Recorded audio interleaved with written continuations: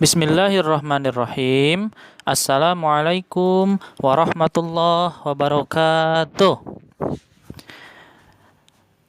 Anak-anak soleh dan solihah, sebelum pembelajaran dimulai, marilah kita bersama-sama membacakan basmalah. Bismillahirrahmanirrahim. Baik anak-anak, untuk materi sekarang, kita masih membahas tentang masalah ibadah haji. Yang mana, untuk pembahasan sekarang, kita akan membahas tentang pembayaran dam. Apa itu dam? Definisi dari dam adalah denda yang harus dikeluarkan oleh seseorang yang ibadah haji karena melanggar sesuatu kewajiban dalam ibadah haji. Jadi, jika seseorang yang melakukan ibadah haji melaksanakan pelanggaran-pelanggaran, maka ia harus didenda dengan membayar dam. Lantas, ada berapa macam-macam pelanggaran? Baik, marilah kita simak. Yang nomor 1, pelanggaran yang dilakukan, bisa kalian lihat, orang yang meninggalkan salah satu wajib haji. Yang mana wajib haji itu berjumlah 7. Di antaranya, ihram di miqat, bermalam di Muzdalifah, bermalam di Mina, melempar jumrah, tawaf wada, terlambat hadir di Padang Arafah, dan menjalankan haji tamattu dan haji qiran. Itu pelanggaran yang pertama. Maka apa yang harus dilakukan? Jika seseorang melaksanakan salah satu dari yang 7 tadi, maka dendanya orang tersebut harus menyembelih 1 kambing. Jika ia tidak mampu untuk membeli kambing karena mungkin mahal di tanah haram di sana, maka dendanya ia harus puasa sebanyak 10 hari. Tetapi 10 hari tersebut dibagi 2. 3 hari ia laksanakan di tanah haram, dan yang 7 hari ia laksanakan ketika ia pulang ke kampung halaman atau di negaranya atau di tanah airnya.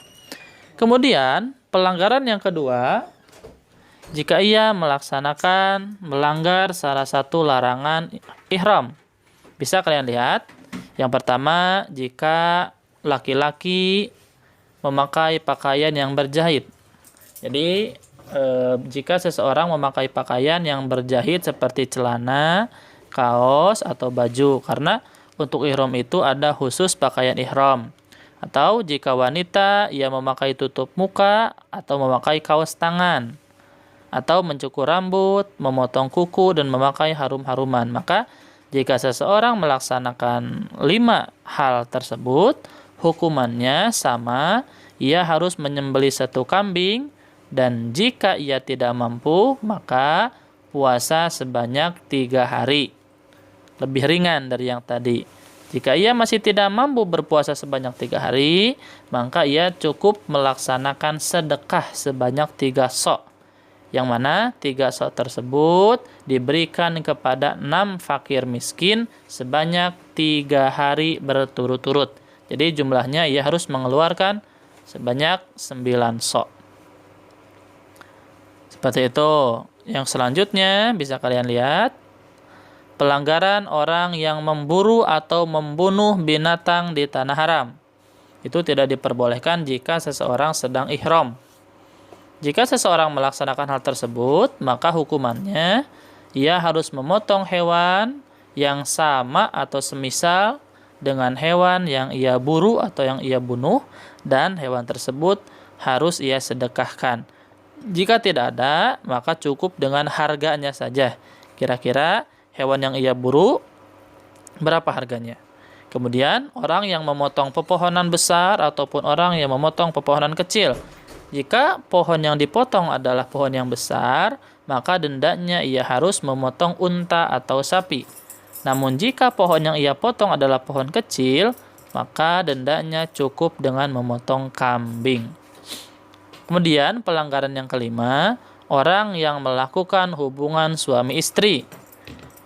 Awas, hubungan suami istri ini bisa terbagi 2. Jika ia melaksanakan hubungan suami istri sebelum tahallul, maka otomatis hajinya itu batal dan ia wajib mengulanginya lagi. Seperti itu. Tapi jika dilakukan setelah tahallul, maka ia didenda dengan cara harus menyembelih unta atau sapi, atau dengan cara menyembelih 7 kambing. Seperti itu. Kemudian disedekahkan. Disedekahkan seperti itu. Kemudian jika orang yang sedang berhaji terhalang oleh sesuatu sehingga hajinya tidak sempurna, misalnya ketika sedang melaksanakan ibadah haji terjadi bencana alam sehingga tidak memungkinkan untuk melanjutkan prosesi ibadah haji, maka ia cukup dengan membayar dam atau menyembelih hewan kurban. Yang selanjutnya, jika orang yang sedang melaksanakan ibadah haji menikahkan atau melakukan akad nikah, maka jika ia menikahkan atau melakukan akad nikah, hajinya tetap sah, tidak dibayar dam, tetapi akad pernikahannya tidak sah. Misalnya, ada seseorang yang sedang melaksanakan ibadah haji, kemudian ada anak dari orang tersebut akan menikah di Indonesia, maka ia melaksanakan akad pernikahan secara online. Nah, maka jika hal seperti itu, maka akad pernikahannya itu tidak sah. Dalam arti harus diulang kembali, seperti itu.